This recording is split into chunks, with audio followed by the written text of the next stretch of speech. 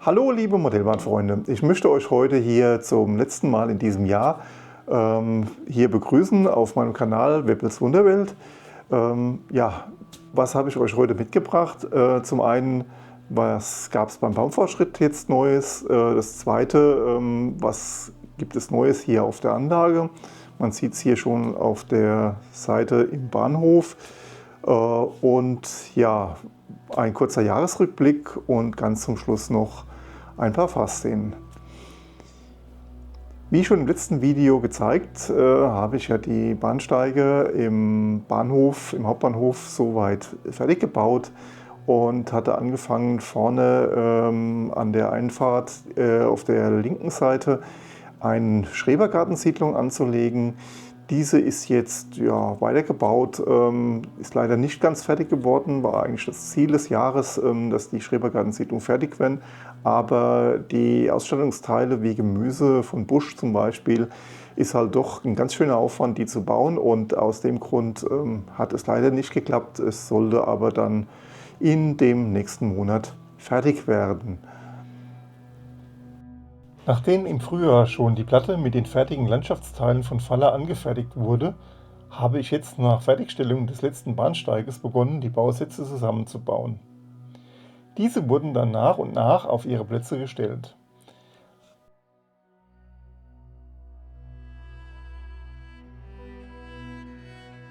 Als die meisten Bausätze soweit fertig waren, habe ich die restliche Fläche nach Wegen, Gras und Pflanzenparzellen unterteilt und die Pflanzenparzellen mit brauner Pulverfarbe eingefärbt.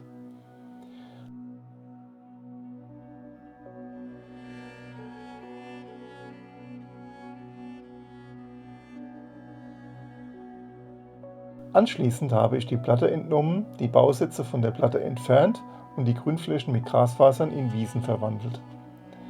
Nach dem Trocknen des Klebers wurden die überschüssigen Grasfasern entfernt und die Bausätze wieder zurück auf die Platte gebracht.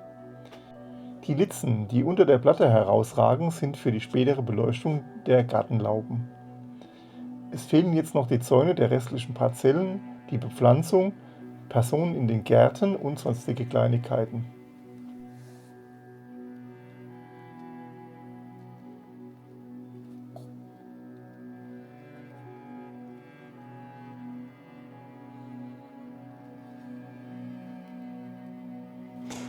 Ich habe in den letzten Wochen von Märklin verschiedene Fahrzeuge erhalten. Da ist zum einen sind die beiden Insider-Jahresmodelle von Märklin, die VT 95, die steht auch schon hier hinten. Dazu gab es dann noch zwei Wagenpackungen, eine von Märklin, eine von Trix, die umgebaut ist auf Wechselstromachsen plus einen Begleitwagen. Und die Baureihe 66, die steht auch hier oben. Dazu gab es auch ein Wagenset. Die werden später noch zu sehen sein. Und der VT 88-9, das sogenannte Schweineschnäuzchen, steht auch schon da. Auch die werden später noch zu sehen sein. Die E9501 war die erste Insider-Lokomotive für das Jahr 2025. Dazu gab es noch zwei Wagensets mit je 10 Selbstentladewagen OOT Oldenburg mit Kohle als Ladegut sowie ein Güterzuggepäckwagen. Jetzt ist erst einmal die Lokomotive solo zu sehen, später dann der ganze Zug.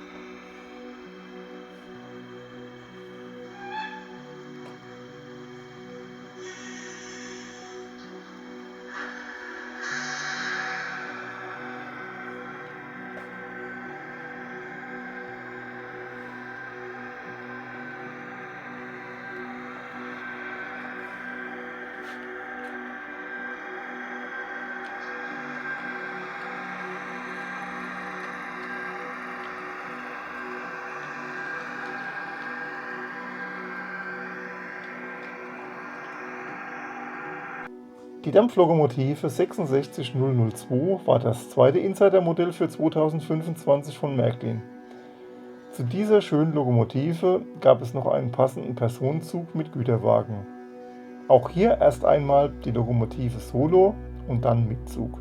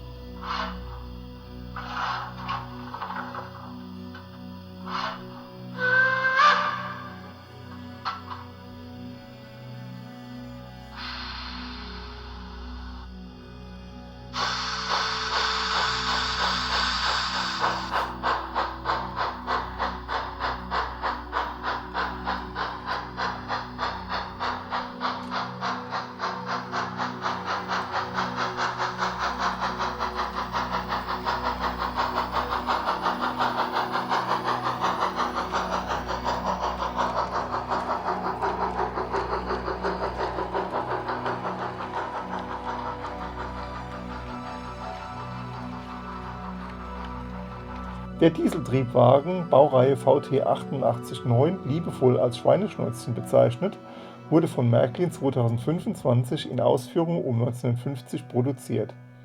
Er verfügt über einige Sonderfunktionen. Unter anderem lässt sich die Fahrpultbeleuchtung auf der Fahrtrichtung vorne schalten.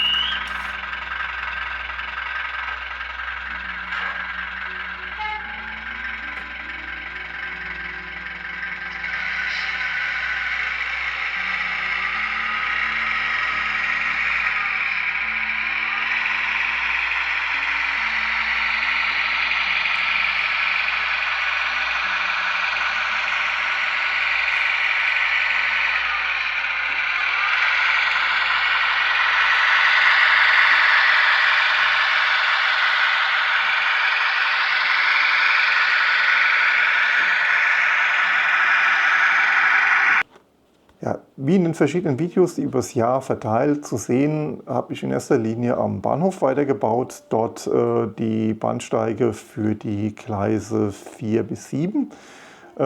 Ja, und auch die Oberleitung dort soweit aufgebaut. Und was ich jetzt zum Schluss noch gemacht habe, was wir auch heute in der Bauvorstellung gesehen haben, ist die Schrebergartensiedlung, die leider nicht ganz fertig geworden ist, aber im Werden. Und ja, wie soll es jetzt nächstes Jahr weitergehen? Das ist die andere Frage noch. Ja, zum einen fehlen für den Bahnhof noch die Weichenfelder auf allen 3 Seiten. Das Weichenfeld hinter den Schrebergärten ist schon begonnen. Da sind die ersten Weichen schon vorbereitet.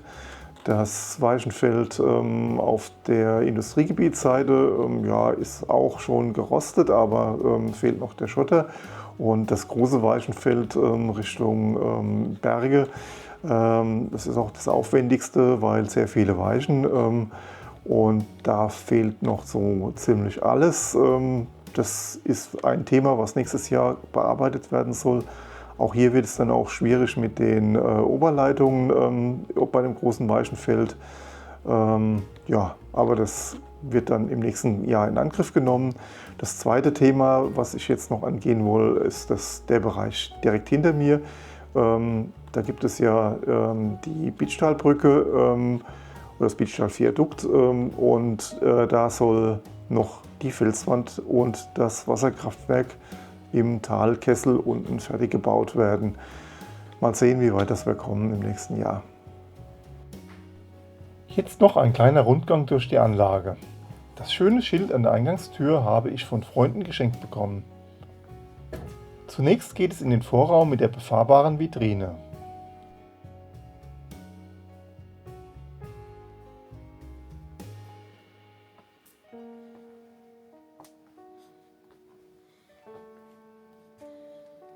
Von dort geht es dann weiter in den Hauptraum.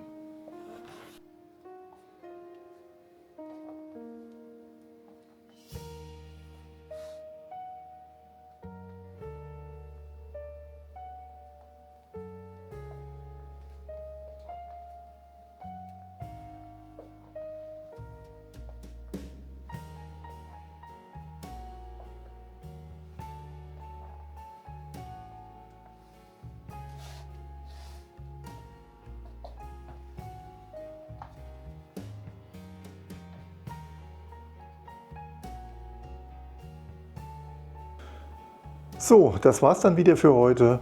Wenn euch das Video gefallen hat, würde ich mich über einen Daumen hoch oder einen Kommentar freuen. Gerne dürft ihr das Video auch teilen. Ja, ich wünsche euch allen noch einen guten Rutsch ins neue Jahr 2026 und wir werden uns dann nächstes Jahr wiedersehen mit dem, wie es weitergeht. Vielen Dank, euer Webble.